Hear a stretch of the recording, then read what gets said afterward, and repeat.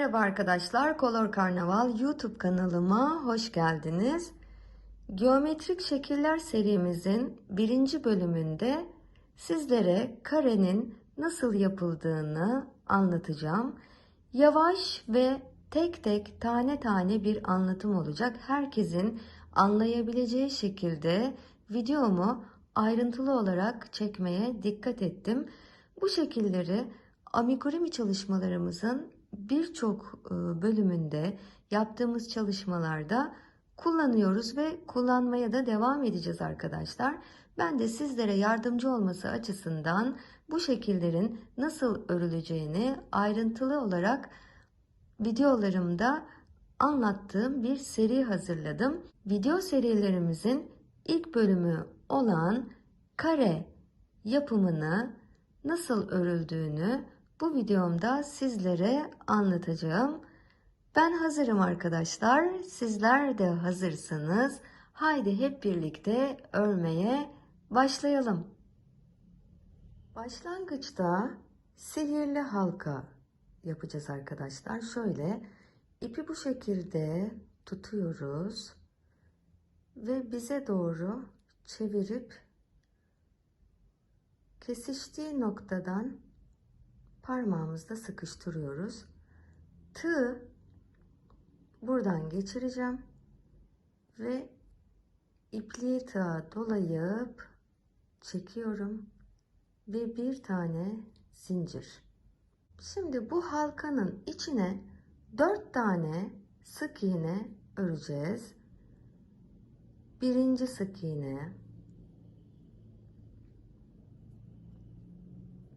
ikinci, üçüncü ve dördüncü sık iğne. Şimdi ipliği sıkıştırıyorum. Bu birinci sıra. Birinci sırayı böylece bitirmiş oluyoruz. Şimdi ikinci sırayı örerek devam edeceğiz. Sıramızın bittiği noktayı kaybetmemek için bir ayraç kullanacağız. Bu ayraçlar piyasada kilitli iğne şeklinde satılan ayraçlar da var. Kilitli iğne gibi takıyorsunuz buraya. Ya da başka bir renk iplik kullanabilirsiniz. Mesela ben bu şekilde kullanıyorum. Araya şöyle bu ipi koyuyorum ki sırayı kaybetmeyeyim. Burası benim sıra başlangıcım. Şimdi ikinci sırayı öreceğiz. Birinci sırada ne yapmıştık? 4 tane sık iğne, bakın. Hangileri onlar? 1, 2, 3, 4. Zincirlerin her birinin içine 3 tane sık iğne öreceğiz. Nasıl öreceğiz? Şu ipi biraz daha sıkıştıralım. Şimdi bakın, bu birinci sık iğne. Burası. 1. Aynı yere. 2. Yine aynı zincirin içine 3. Şimdi yanındakinin içini dolduracağız. Yine 3 tane sık iğne. 1, 2, 3. Şimdi sıra geldi 3. zincirin içini doldurmaya. Bu zincirin içine de 3 tane sık iğne dolduracağız. 1, 2, 3. Son zincire geldik. Bunun içine de 3 tane sık iğne dolduracağız. 1, 2, 3. Bakın, böylece ikinci sıramızı da bitirmiş oluyoruz. Şimdi şu ayrıcı alacağım. Tekrar buraya koyuyorum. Şimdi geldik 3. sıramıza. Bir tane sık iğne öreceğiz. Hemen boştaki ilk zincirin içine bir tane sık iğne örüyoruz. Şimdi yanındaki boş zincirin içine 3 tane sık iğne dolduracağım. 1, 2, 3. Şimdi buradaki 2 tane boş zincirin içine birer tane sık iğne öreceğim. 1, 2. Şimdi bu bir sonraki boş zincirin içine 3 tane sık iğne dolduracağız. 1, 2, 3. Şimdi 2 tane sık iğne öreceğiz bu boş zincirlere. 1, 2. Bir sonraki boş zincirin içine 3 tane sık iğne dolduracağız. 1, 2, 3. 2 tane sık iğne öreceğiz bu boş zincirlerin içine. Bu iki zincirin içine. 1, 2. Şimdi bu boş zincirin içine bir sonrakine 3 tane sık iğne dolduracağız. 1, 2, 3. En sonda boşta bir tane zincirimiz kaldı. Onun içine de bir tane sık iğne örüyorum ve sırayı böylece tamamlıyorum arkadaşlar. Şimdi bu sırayı saydığımız zaman toplamda 20 tane sık iğne örmüş olmamız gerekiyor. Sayıp kontrol edersiniz siz de. Şimdi tekrar ayracımı buraya koyacağım. 4. sıraya başlayacağız. Şimdi 2 tane sık iğne öreceğiz. Yani şu zincirlerin içine 1, 2. 2 tane öreceğiz. 1, 2. Bir sonraki boş zincirin içine 3 tane sık iğne dolduracağız. 1, 2, 3. Şimdi burada arkadaşlar 4 tane sık iğne öreceğiz. Sonraki 4 tane zincirin içine 1, 2, 3 ve 4. Bir sonraki boş zincirin içine, bu zincirin içine 3 tane sık iğne dolduracağız. 1, 2, 3. Şimdi 4 tane sık iğne öreceğiz. 1, 2, 3,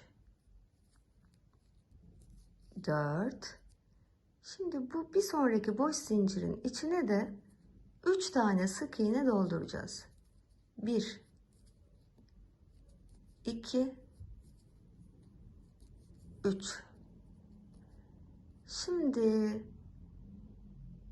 sonraki 4 tane zinciri öreceğiz. 1, 2, 3, 4. Sonraki boş zincirin içine 3 tane sık iğne dolduracağız. 1, 2, 3. En sonda 2 tane boş zincirimiz kaldı. Bunların içine de birer tane sık iğne örerek sıramızı bitiriyoruz arkadaşlar. Bu sırayı saydığımız zaman toplam 28 adet sık iğne örmüş olmamız gerekiyor. Şimdi geliyoruz 5. sıramıza. 3 tane sık iğne öreceğiz. 1 2 3 boştaki zincirin içine 3 tane sık iğne dolduracağız. 1 2 aynı yere örüyoruz bunları. Aynı zincirin içine 3 tane. Şimdi 6 tane sık iğne öreceğiz. 1 2 3 4 5 ve 6. Aynı zincirin içine 3 tane sık iğne. 1 2 3 6 tane sık iğne öreceğiz. 1 2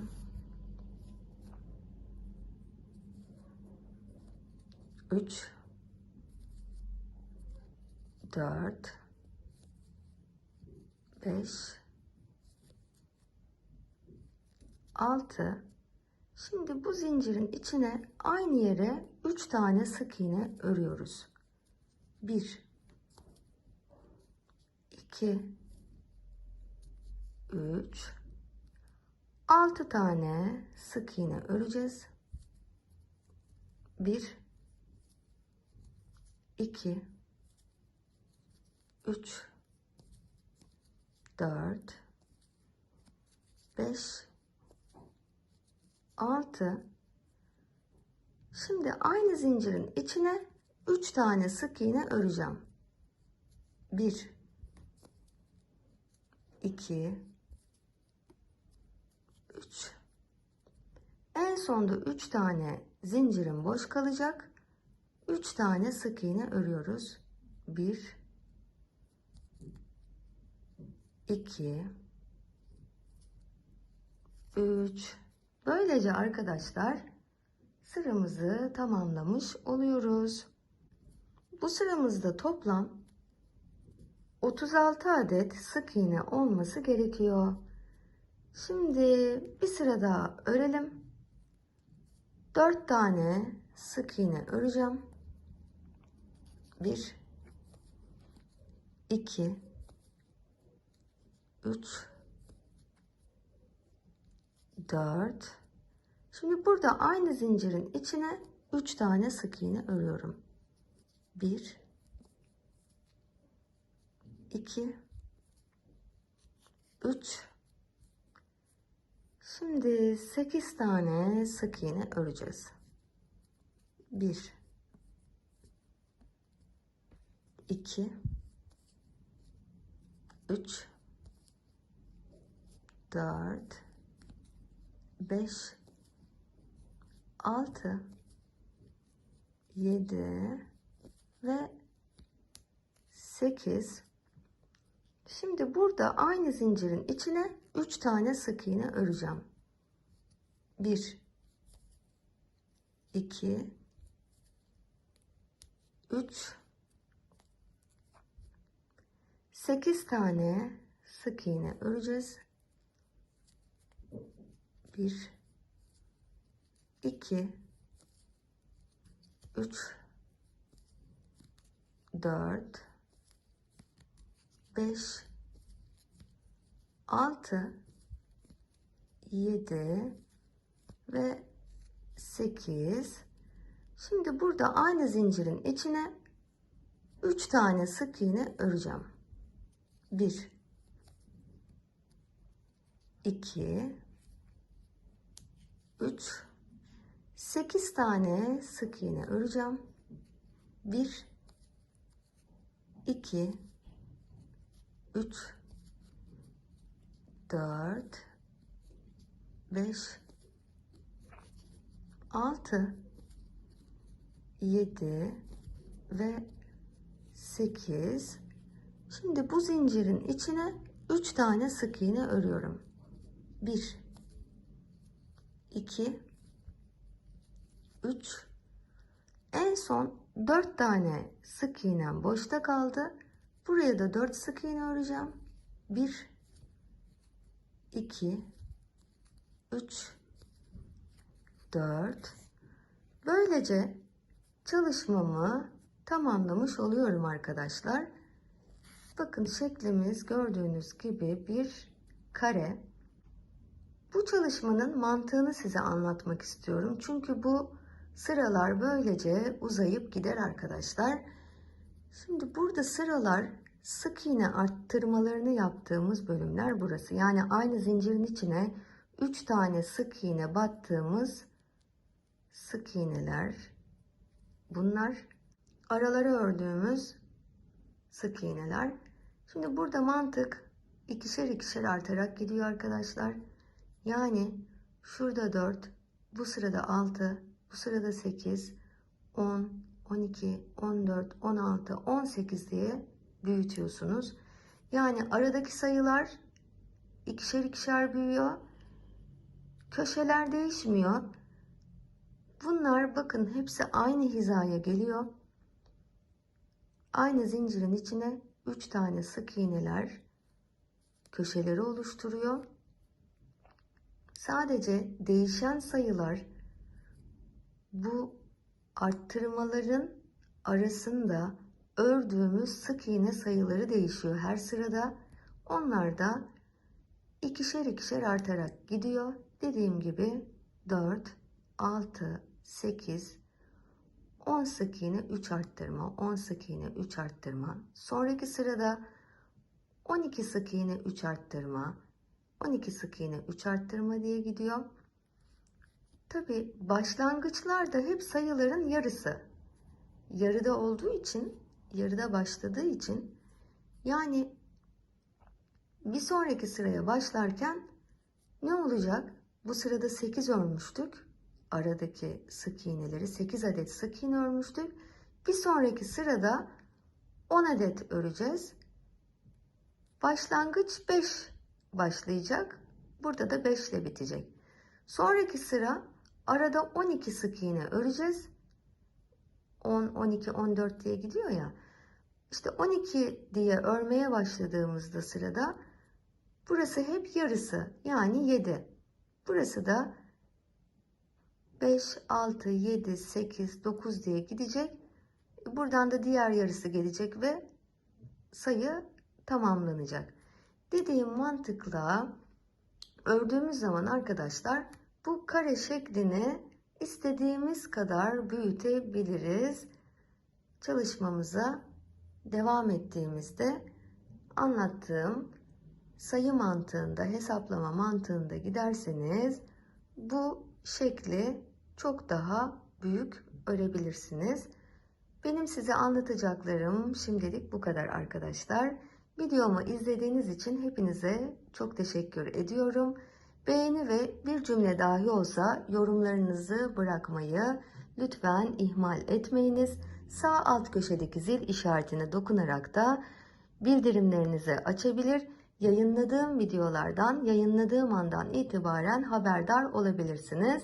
Ve kanalıma abone olmayı da unutmayınız. Hepinize mutlu, sağlıklı, huzurlu ve örgü dolu günler diliyorum. Şimdilik hoşça kalın.